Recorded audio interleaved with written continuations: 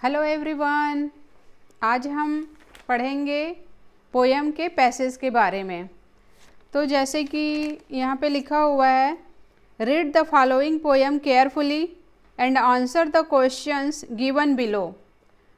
Poem का एक passage दिया हुआ है जिसको हम पढ़ेंगे और समझेंगे और इसमें जो क्वेश्चन दिया हुआ है उसको सॉल्व करेंगे। तो देखते हैं कि पैसेज में क्या लिखा हुआ है। Perhaps a huge silence might interrupt this sadness of never understanding ourselves and of threatening ourselves with death. Perhaps the earth can teach us as when everything seems dead and later proves to be alive. Now I will count up to 12 and you keep quiet and I will go. जैसे कि हम passage को पढ़े हैं तो हमें क्या समझ में आ रहा है। तो जैसे कि लास्ट लाइन पढ़ने पर हमें क्या पता चल रहा है कि ये जो पोयम है कौन सा पोयम है, कीपिंग क्वाइट का पोयम है, जिसके पोएट कौन है, पैब्लो नेरूडा।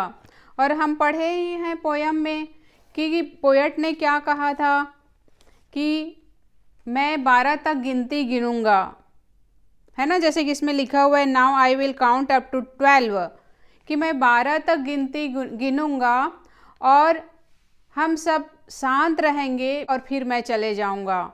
तो इस पोयम में कवि क्या बता रहे हैं यहाँ पे कि शायद एक विशाल शांति जो है, huge silence might interrupt this sadness, जो भी सैडनेस है, उदासी है, उसको एक विशाल जो शांति है वो दूर कर सकती है। Of never understanding ourselves and of threatening ourselves with death. कि कवि ने क्या कहा है इस पोयम में कि जैसे कि हमें बिल्कुल शांत रहना है और शांत रह करके कुछ क्षण शांत रह करके हमें क्या करना है, आत्मनिरीक्षण करना है, इंट्रोस्पेक्शन करना है कि हम जो काम कर रहे हैं वो सही कर रहे हैं कि नहीं कर रहे हैं, हमारे काम से किसी को नुकसान तो नहीं हो रहा है और हमें ऐसे काम करना है जिसमें हिंसा ना हो, किसी को हानि ना पहुँचे। पोएट ने क्या कहा है कि मनुष्य समझदार होते हुए भी वो इंट्रोस्पेक्शन नहीं करते हैं, आत्मनिरीक्षण नहीं करते हैं, इसलिए क्या होता है कि वो अपने आप को समझ नहीं पाते हैं। लिखा भी हुआ है कि नेवर अंडरस्टैंडिंग आवर सेल्व्स, और इस प्रकार मृत्यु का भय जो है उन्हें सताते रहती है। और लिखा हुआ है यहाँ पे कि perhaps the earth can teach अस, और शायद ये पृथ्वी जो है, ये धरती जो है, अर्थ जो है, वो हमें सिखा सकती है। क्या सिखा सकती है? As when everything seems dead, जैसे कि हमें हर चीज़ मृत प्रतीत होती है, डेड प्रतीत होती है, परंतु आगे चल करके उसमें जीवन है ये सिद्ध हो जाता है। इसीलिए लिखा हुआ है and later proves to be alive, जैसे कि एक सुषुप्त अवस्था में रहने वाली जो बीज है उससे क्या होता है, जीवन का प्रारंभ हो जाता है बाद में। तो इसीलिए यहाँ पे पोएट कहते हैं कि पृथ्वी शायद हमें सिखा सकती है कि जो हमें डेड दिखाई देती है वो भी आगे चल करके उसमें जीवन होता है। इसीलिए कवि यहाँ पे कह रहे हैं कि मैं 12 तक गिनती गिनूंगा और हम सब बिल्कुल शांत रहेंगे और फिर मैं वहाँ से चले जाऊँगा। इसका क्या मतलब है कि कवि कह रहे हैं कि आत्मनिरीक्षण करना है, कुछ क्षण शांत रह करके, स्टिल रह करके हमें सोचना है कि हम जो कार्य कर रहे हैं उससे किसी दूसरे को हानि न पहुँचे। तो पोयम तो पढ़ ही लिए हैं आप लोग, तो हम अब क्वेश्चन देखते हैं। क्वेश्चन में क्या लिखा है, चूज द करेक्ट ऑप्शन। पहला क्वेश्चन है ह्यूज साइलेंस माइट इंटरप्ट। पहले ही लाइन में आया हुआ है ये जो लाइन है कि विशाल शांति किसको इंटरप्ट कर सकती है।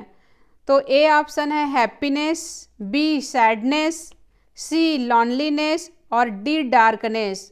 तो विशाल शांति किसको इंटरप्ट कर सकती है, तो सेकंड लाइन में ही आया हुआ है माइट इंटरप्ट दिस सैडनेस। तो करेक्ट आंसर क्या होगा? Option B, sadness. Second question देखते हैं। It was threatening ourselves with, पहला है लाइव, बी है सारो, सी है डेथ और डी है चीयरफुल। तो क्या होगा इसका करेक्ट आंसर? जैसे कि लिखा ही हुआ है थर्ड लाइन में, and of threatening ourselves with death, it was threatening ourselves with, तो क्या आएगा इसमें करेक्ट आंसर? सी आएगा, डेथ। क्वेश्चन थर्ड है, ब्लैंक दिया हुआ है, can teach us everything seems dead, मतलब कौन हमें सिखा सकती है कि एवरीथिंग जो अभी डेड प्रतीत होती है, ये कौन? इसका ऑप्शन दिया है ए मून, बी स्टार, सी सन और डी अर्थ। तो जैसे कि यहाँ पे आया ही हुआ है कि perhaps the earth can teach अस, तो इसका आंसर क्या होगा? डी होगा, अर्थ होगा। अर्थ हमें सिखा सकती है।